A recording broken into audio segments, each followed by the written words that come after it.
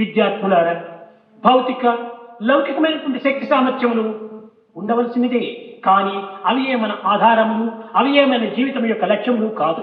Dear students, it may be necessary to have physical and worldly comforts, but that should not be the be all and end all of our life. మన బ్రతుకు భగవంతుడి నుంచి వచ్చినదే కానీ బయట నుంచి వచ్చినటువంటిది కాదు.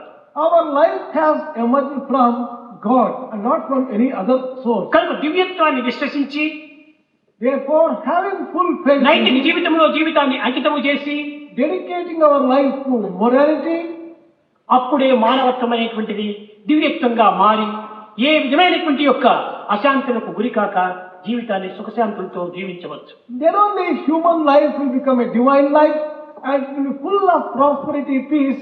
It will not suffer from anyone.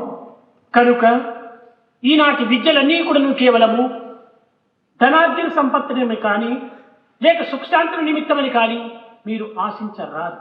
Therefore, do not aspire to acquire education for the sake of getting wealth, position, power, and such other worldly things.